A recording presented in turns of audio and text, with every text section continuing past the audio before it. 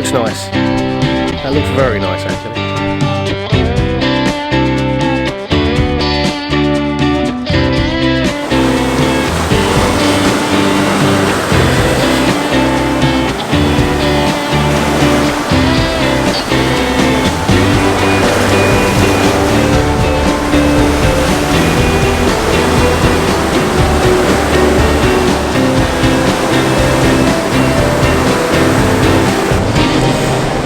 Hi everyone, thanks for joining me again. I'm going to start off by saying, if this is your first time here, first time on my channel, and you like what you see, please consider hitting subscribe. And if you're already a subscriber, thank you very much. I appreciate your support. Now I have to say that sometimes I come out without a clue about what I'm going to do. I have no idea what kind of images I want to shoot, and I just end up picking a location and going out and just having a look and seeing what I can find. Even then, sometimes when you're on location and you're walking around and checking out potential compositions, sometimes you just can't get past that block of, is that really what I want to shoot? So the tip here is, take a shot. Doesn't matter if you end up throwing it away, doesn't matter if it ends up being absolute rubbish, but set up, take an image, and once you've got one out of the way, the next one, somehow, and I don't know why, but the next one seems to be easier. So I arrived here about half an hour ago. I had a bit of a wander around, couldn't really find anything, and then I spotted a composition that I thought might work. Whether it works or not, I don't know, but let's go and have a look and see what the shot was that I took.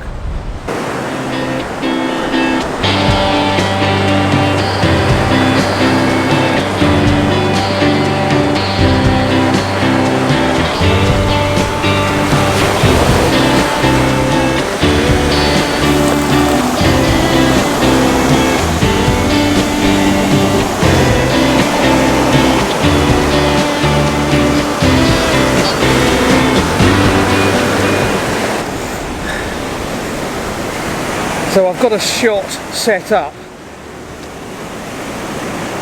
I'm using this rock here as my main feature. I'm getting wet feet from the waves coming in, but there's like a ridge in the sand here, which is creating a nice pattern, and the wet sand is reflecting the rock.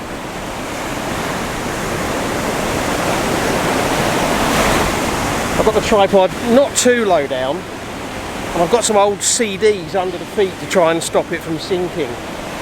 It's not a new trick. There are several people that do it. Ideally what I want to do is get it with a minimal amount of wave. What I actually want is the wet sand and the reflections of the rock in the wet sand, and that shape with dry sand on the top, wet sand on the side. I'm shooting it now because we're going to lose the light on the scene fairly soon, even though it's still a long way before sunset.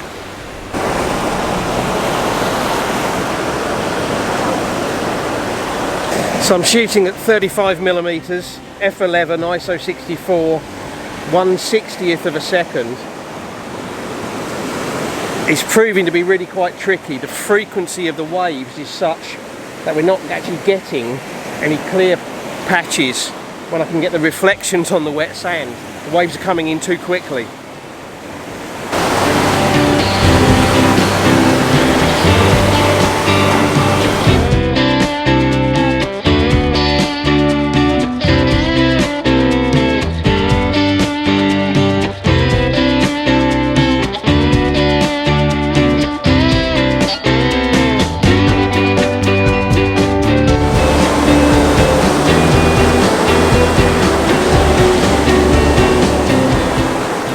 Okay, so I've picked another little composition to do. In the sand down here, there's like a little cutout where the waves keep coming in and taking the sand out. So I'm using that leading out into the scene with waves breaking further out, and then the sky. Again, it's still pretty early, but we're kind of getting into the point where the light is nice, and probably not going to get a lot better than this. And I'm going to focus stack, one on the foreground, one sort of in the midground, and one right out on infinity. just to make sure that I get it sharp all the way through. So the other thing about doing the shots this way, where I'm focus stacking them, is I'm going to time the shots so that the foreground is at its best when I do the foreground shot, the midground is at its best when I do the midground shot, and hopefully the background at its best when I do the background shot. And then just be a case of merging them later in Photoshop. Easy.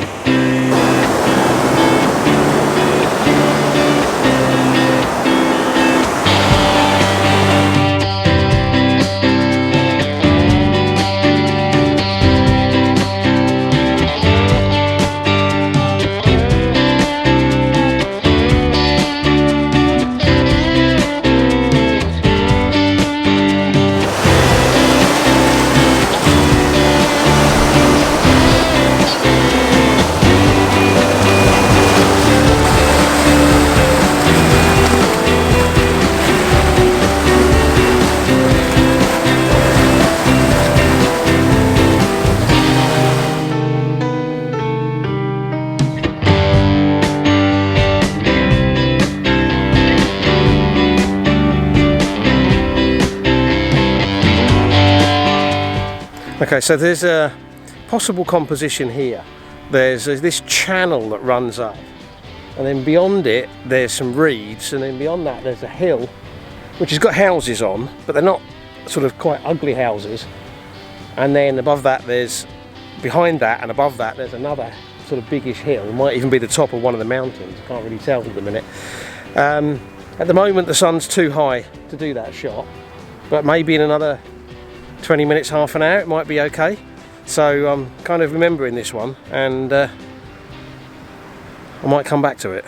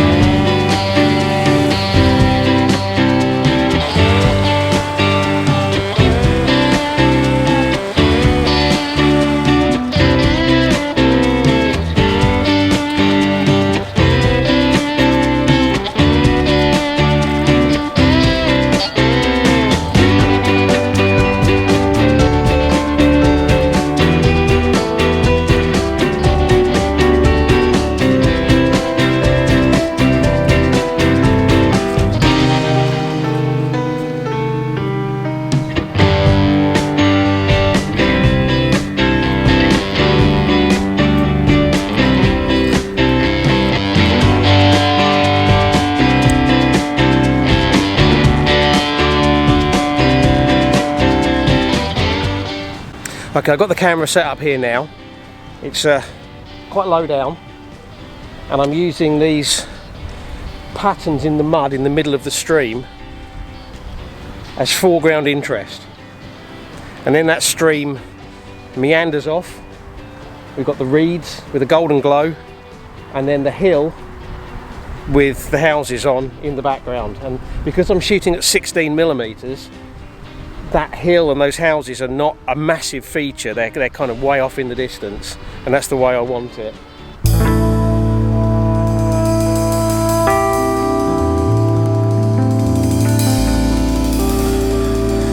Okay, so the sun has actually disappeared now, but we're getting some quite nice reflected colours.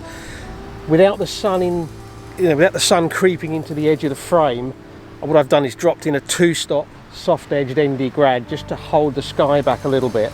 I'm going to do one focused right in on the foreground, one focused on the midground, and one focused on infinity, or on the hill in the background.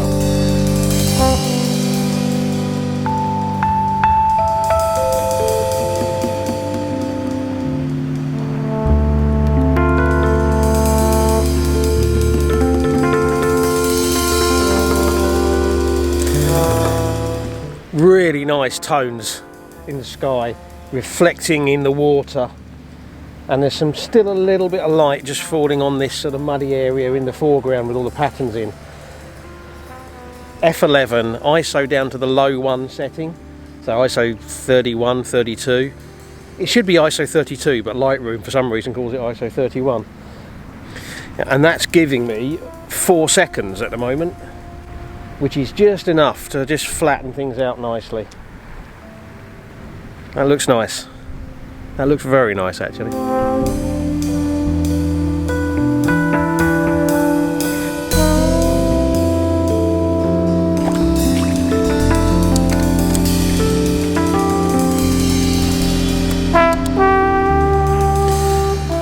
Got some lights just coming on, just street lights on there, just adding another dimension. We are 15, 16 minutes post sunset. ISO still on the low 1 setting, 4 seconds, f11, focus stacked.